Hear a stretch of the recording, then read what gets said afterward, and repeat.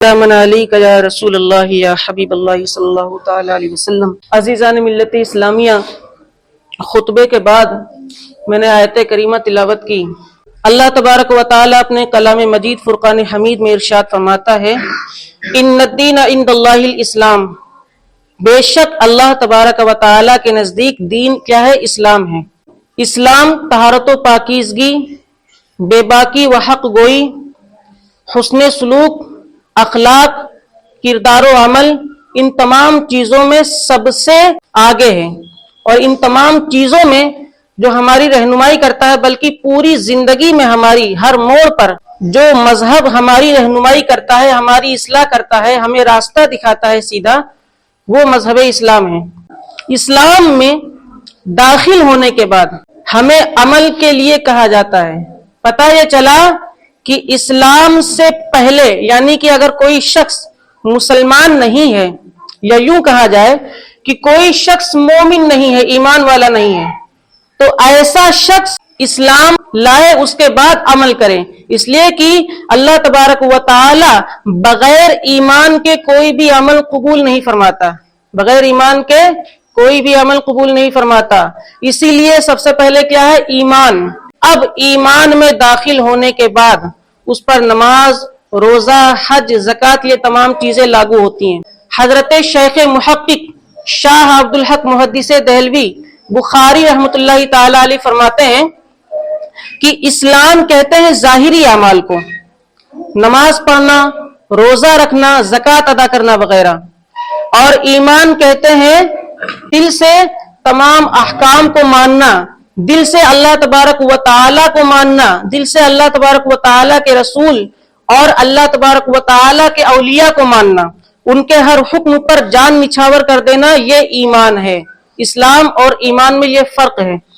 اور جو شخص بھی ایمان والا ہے، اسلام والا ہے، تو اسلام اور ایمان ان دونوں کو ملا کر کے، ان دونوں کے مجموعے کو کہتے ہیں دین۔ اب انسان مومن ہو گیا، ایمان والا ہو گیا، تو اب مومن کو زندگی کس طرح گزارنی چاہیے؟ مومن کو ہر وقت اپنی ذمہ داری کا احساس رہتا ہے کہ اللہ تبارک و تعالی نے اس کو دنیا کے اندر کیوں بھیجا ہے، اس کا احساس رہتا ہے۔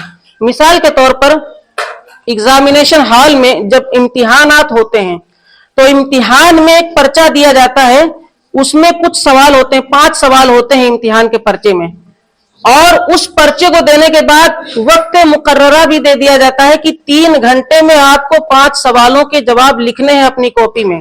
اب وہ بچہ ایگزامینیشن ہال میں، امتحان ہال میں بیٹھا ہوا ہے، اور اس کو 3 گھنٹے کے اندر اندر ان تمام سوالوں کے جواب دینے ہیں، تو اپنے ان 3 گھنٹوں کو وہ ضائع نہیں کرے گا ادھر ادھر، بلکہ ان 3 گھنٹوں میں وہ اپنے ذہن کو دوڑاتے ہوئے تمام کتابوں پر اس کا جواب دینے کی کوشش کرے گا، اور اس وقت وہ اپنے ایک ایک لمحے کو قیمتی سمجھے گا، کیونکہ اس کے وہ 3 گھنٹے اس کی آنے والی زندگی کے لیے فیصلہ کن ثابت ہوں گے۔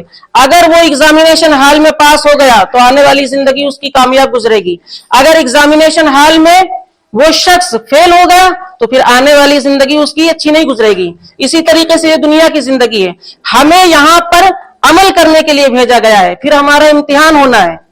اگر ہمارے اعمال اچھے رہیں گے ہم عذاب قبر سے بچ جائیں گے، اور اگر ہمارے اعمال اچھے نہیں رہیں گے تو ظاہر سی بات ہے کہ اللہ تبارک و تعالیٰ کی عذاب کی بات قرآن اور حدیث میں موجود ہے کہ اللہ تبارک و تعالیٰ جو کرتا ہے، قرآن حکیم میں ہے فَمَن يَعْمَلْ مِثْقَالَ ذَرَّةٍ خَيْرًا يَرَهُ وَمَن يَعْمَلْ مِثْقَالَ ذَرَّةٍ شَرًّا يَرَهُ۔ ذرے ذرے کا حساب ہوگا، آپ کوئی بھی چیز کریں گے، ایک اچھا کام کریں گے، چھوٹا سا ہی کام کیوں نہ ہو، مسجد سے آپ نے ایک تنکا بھی باہر اٹھا کر کے پھینک دیا کوڑے کا، تو آپ کو اس کا بھی بدلہ ملے گا، اور اسی طریقے سے آپ کوئی برا کام کریں گے، چھوٹی ہی برائی کیوں نہ ہو، تو اس کا بھی آپ سے حساب لیا جائے گا۔ برادران ملت اسلامیہ، تو ہمیں چاہیے کہ ہم اللہ تبارک و تعالی اور اس کے رسول صلی اللہ تعالی علیہ وسلم کے بتائے ہوئے طریقے پر عمل کریں۔ سب سے پہلے تو میں نے بتا دیا کہ ایمان سب سے مین چیز ہے۔ اللہ تبارک و تعالی کی بارگاہ میں دعا ہے کہ اللہ تبارک و تعالی کہنے اور سننے سے زیادہ عمل صالح کی توفیق عطا فرمائے۔